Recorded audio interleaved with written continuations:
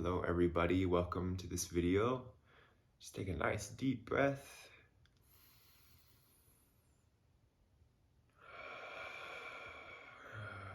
And just kind of relax a little more. It's so nice to breathe like that. Take nice deep breaths throughout your day.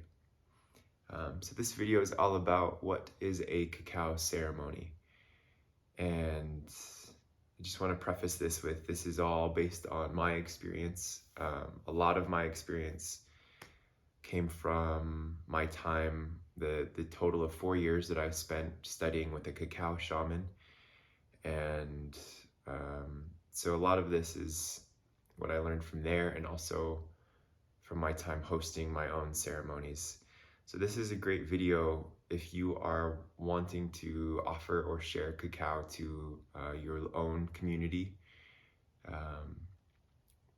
It's a question I've been getting a lot of lately, is like, what is a cacao ceremony? Or like, if I want to share it with people, where do I start? What do I do? So I hope this video can be a solution to that problem. So let's jump right in. I'm gonna just kind of go with the flow here, but I just want to start with some of the physical benefits and get some of that stuff out of the way, and also contraindications. So it's good at the very beginning of any cacao ceremony that you do is that you go over the contraindications. And those are, number one, that if you are taking any kind of antidepressants, more specifically SSRIs or selective serotonin reuptake inhibitors. The worst case scenario that can happen when you drink chocolate and you're taking SSRIs is that you can get a migraine. They just don't mix very well. That being said, I know people that are taking SSRIs and they have ceremonial cacao and they're just fine. So just encourage these people to drink slowly, to be aware of how it makes them feel. The second most common contraindication is if you have a heart condition where drinking a cup of chocolate would increase your heart rate by about 20%, increase blood flow by about 20%. If that would be an issue for anyone with heart disease or taking any kind of heart medication, then you'll want to just tell them to back off. So those are the two main contraindications to share before you serve cacao.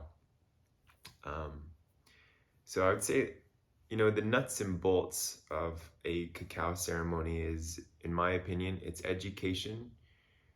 It's teaching people about chocolate, where it came from, its cultural use, also the health benefits of it, and how it applies to the setting you're in. So we'll go over some of these. Let's start with some of the physical health benefits of chocolate. So cacao is a highly researched food. There's a lot of science done on it, dark chocolate specifically. And it is one of the main sources of antioxidants in the standard American diet. So people kind of, when we reach for dark chocolate, it's like, oh, it's so nice. It's kind of gives me a little buzz or something, but there's a connection to it that I hope to explain by the time this video is done. It's a mild stimulant for the heart. So chocolate, consuming about an ounce of cacao, of real cacao, minimally processed, will increase heart rate by about 20%, and it will increase blood flow throughout the body by about 20%.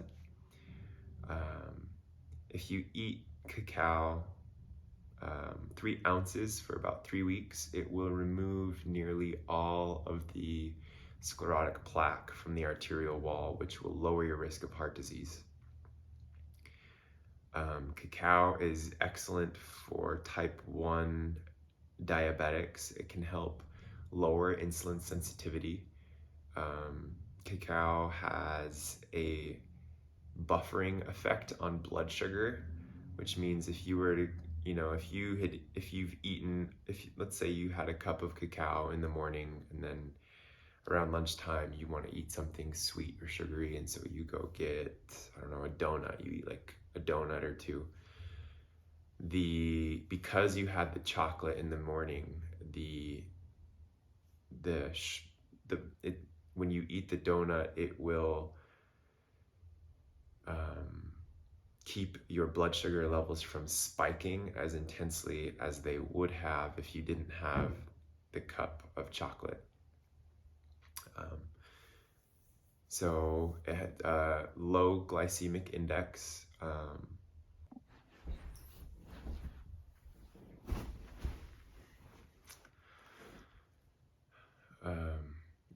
Dark chocolate has been shown to help regulate the mood of an individual. It has been shown to help with short-term memory. They've done studies where they gave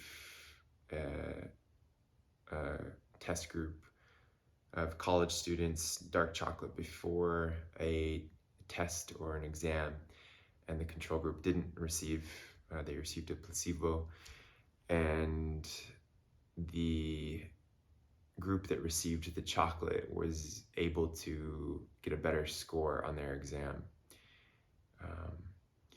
So it enhances you cognitively. So those are some of the physical health benefits to chocolate. You can, if you're interested in more, you can go look for more. So I'm going to move into kind of the more emotional and mental benefits of chocolate and how it applies to the setting that you're in. So a lot of people, they use it in tandem with breath work or sound baths or cold plunging or ecstatic dance, journaling. There's tons of applications, creative writing, art,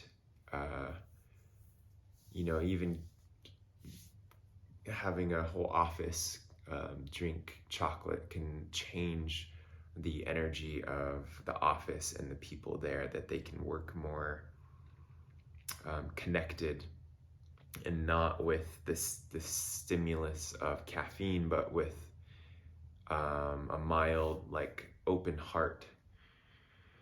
And so when when you drink a cup of ceremonial chocolate, there's a heart opening effect, and the basis of this physiologically is the increase of blood flow, maybe the bronchodilation, relaxing the lungs. But when you're sitting in meditation with this, sometimes you can actually feel your heart, like, you'll start to feel little tingles, or like your cells are lighting up in your heart space. And this is great for inner work, because our heart is a portal, and we can kind of enter in through this doorway, this heart space, and start to explore our inner scape. So chocolate really helps with this kind of inner work. It provides a creative focus, or a multi-dimensional focus, so that you can actually sit in meditation longer with more enhanced inner visions or interconnectedness. And so a little bit about the culture or the history around chocolate, and this is my favorite part. To me, this is kind of where the heart of it is, because cacao has a very long and rich history. Now, I'll share with you what I know. I don't know everything about cacao, but there, in Central America, it became very highly valued. You could use the beans as a form of currency in that time, so you could buy things with beans. You could buy chickens or goods with beans. There were empires that actually fought over territory that had more cacao trees in them because they knew the value of chocolate and they wanted that. And so between the Mayans, the Olmecs, and the Aztecs, some of them warred over cacao trees and the territory that they were in. There were trade routes from Central America going up into modern day New Mexico, Arizona area, where they found chocolate drinking vessels that must have traveled from Central America to that place. Specifically an area called Chaco Canyon, where they found all of these drinking vessels. And it's been said that it was used as a part of their rituals or ceremonies. So cacao was really a way to bring people together. It was like for the community, bringing people and community together. It also helps you connect to your roots. In this life, we can only know so much or perceive so much with the mind, and cacao provides this kind of connection to our ancestors, to our roots, or perhaps to even the land. And so it was used during a lot of celebrations or rituals or ceremonies, birthdays, weddings, religious gatherings, again to bring people together. And so chocolate is one of the largest industries in the world. The cacao trade, lots of different places on the planet love chocolate, and cacao only grows around the equator. So I also want to speak to just some of the different varieties of cacao that I know about. Again, I'm not an expert, but we have there's main groups and then there's subgroups, and so Criollo is one of them. Trinitario is another one, and Forestario is another one. There are also species that have been hybridized or man-made to become more disease resistant because there was a bug or a disease that almost wiped out all of the chocolate at one point in time. And so these people went in and started hybridizing different species of cacao. And what they got was a high yield, disease resistant chocolate, but it was also low flavor or low nutrient profile. And these older strains of chocolate, like Criollo, take longer to grow, but they are more rich. They have more of the active ingredients, the active compounds that we know chocolate as today. Another subgroup of Criollo is Arriba Nacional cacao, which comes from Ecuador. So the learning about the species, the genetics of chocolate is also quite interesting. Cacao is a promiscuous plant. So what that means is that it crossbreeds a lot and cross-pollinates. And so it can be kind of challenging to maintain a species because of that nature. And so another thing is that every plant has an essence or an energy behind the form of the physical manifestation of it.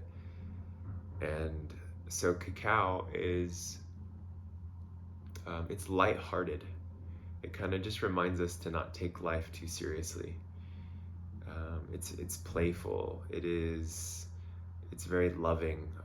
It opens the heart.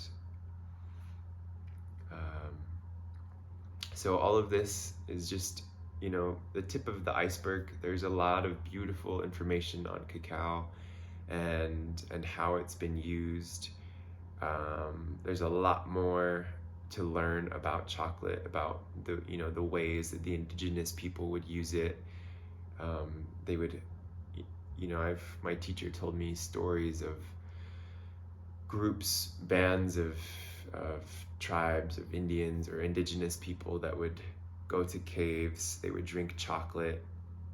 They would, if they were at war with another tribe or another community, because of the nature of the geography of Central America, of like Guatemala, the highlands, it's just up and down, right?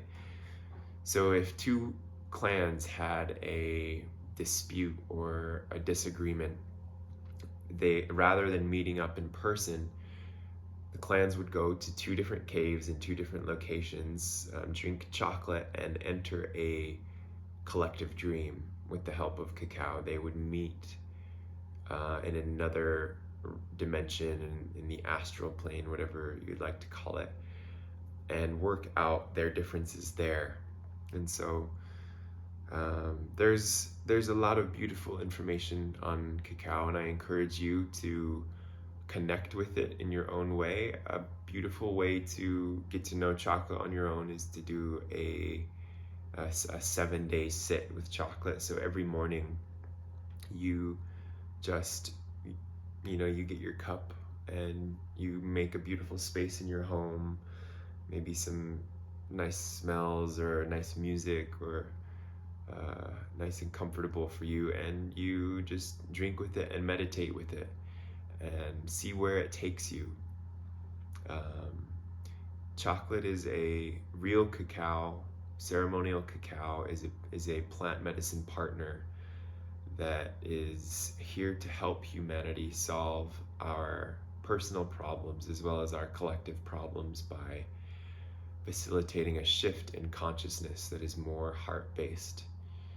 And so through the open heart, we can connect more, we can open up more, learn more things. Real ceremonial cacao is not a plant medicine teacher. It's a plant medicine partner. And so it won't take you on a trip. It won't, if you're expecting to be taken somewhere, it won't do that. But it will work with you. It will work with your intention. And so often it provides just enough stimulation for you to take your own journey, and where you get the empowerment from doing that.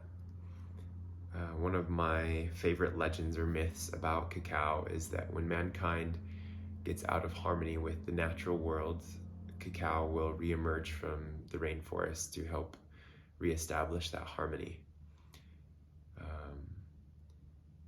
Another myth or legend about cacao is that it was discovered by the Mayan god Quetzalcoatl, and he ate it, and he said that whoever eats this will become invincible and strong, and then he was said to have given it to man. So again, a lot of beautiful knowledge out there on this subject, and so this was just a little bit from my own experience.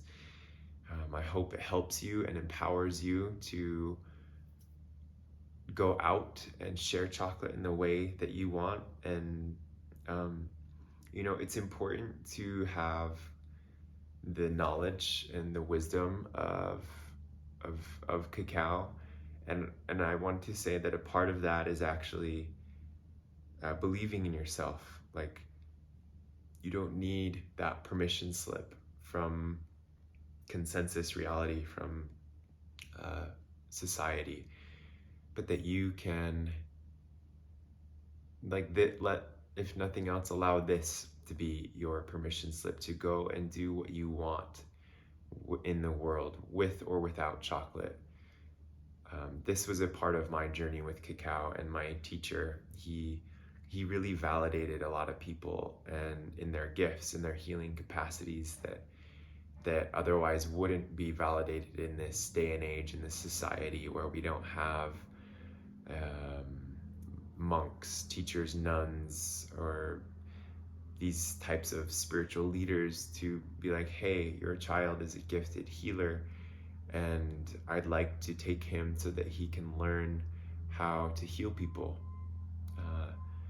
And so Cacao is just a beautiful partner to do what you want to do. It's a connection and facilitation tool. And so I hope that you go out and you have fun and you do what your heart is calling you to do, and that Cacao can be a beautiful partner for the journey that you choose to take. Thank you so much for taking the time to watch this video. If you are interested in trying some Cacao, we have a blend that no one else is doing. It's Ariba cacao milled with Maya nut. The chocolate tree and the Maya nut tree grow together in the same ecosystem throughout Central America, and so they're just wonderful synergists. They pair together very well. And so you can try that if you'd like. Otherwise, thank you so much.